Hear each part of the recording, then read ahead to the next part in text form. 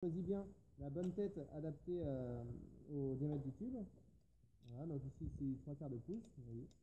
On va choisir aussi, eh bien on va le mettre dans un étau, on va faire en sorte de le tenir. Ici on va prendre de l'huile de coupe. Donc l'huile de coupe, on va en mettre un petit peu en début du sculptage pour bien lubrifier justement notre tube. Et ici au sol, donc, on a protégé le sol avec un bac de récupération de copeaux et d'huile. On vient le mettre ici dans notre filière de tube. Et donc ici on va venir appuyer. Alors on va bien regarder ici, vous voyez, il y a une petite flèche sur le dessus, je ne sais pas si vous voyez sur la vidéo, une petite flèche qui indique le sens de rotation. Donc là ici nous on veut bien visser, donc on va bien dans ce sens là, vers la droite. On peut le décaler ici, vers la gauche ce sera quand on va dévisser. Vous voyez, hop, on le met bien vers la droite, et ici on appuie. Alors moi je viens appuyer avec ma main, et mon chiffon, alors pourquoi je mets un chiffon, c'est pour éviter d'avoir des copeaux qui viennent couper la main. Voilà. Et je viens mettre ici, appuyer en même temps, j'appuie avec ma main gauche, et ici je viens descendre ma main droite pour justement faire tourner ma filière autour du tube.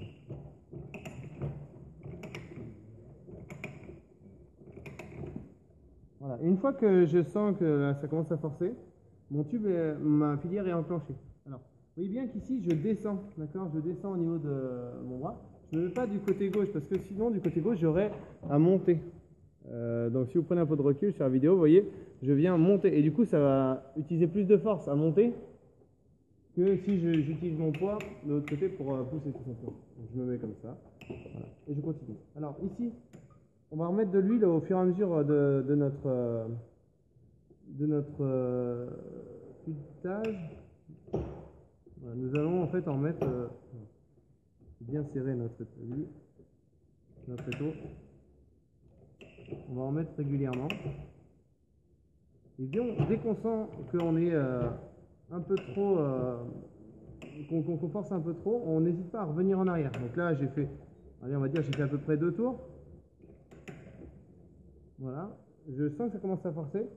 Ici, vous voyez, je vais tourner et me mettre dans l'autre sens. Donc là, je vais revenir en arrière. Ça va me permettre quoi? Ça va permettre d'évacuer un peu les copeaux. Vous voyez, il y a les copeaux qui vont revenir. Ça va permettre d'enlever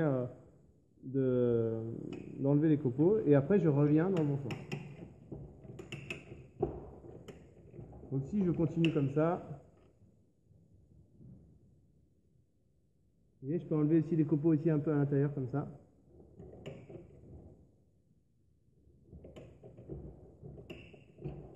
Vaut mieux mettre un peu plus d'huile que pas assez. D'accord? Alors ici, voilà, c'est bien serré, voilà. Je n'ai pas précisé qu'il fallait bien serrer ici. Voilà. Ne pas vous fatiguer, ça ne sert à rien de forcer trop, utiliser votre poids pour faire le filetage. Alors quand est-ce qu'on s'arrête?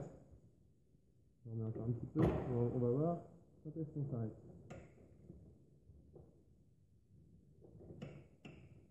Alors là on n'est pas encore bon. Vous allez voir ça.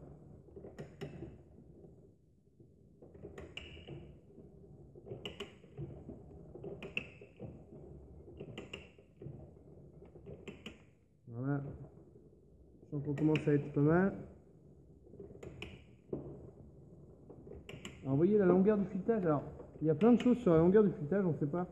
Moi je considère que la longueur du filetage doit être environ égale au diamètre du tube. Vous voyez, si le tube il fait 20-27 extérieur, eh bien la longueur du filetage doit au moins être égale à la longueur au diamètre extérieur.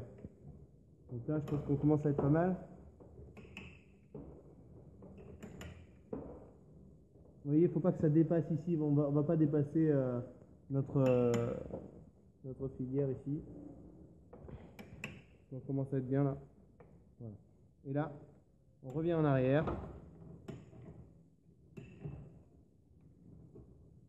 Alors, on peut revenir en arrière comme ça, et on peut même aussi revenir en arrière comme ça.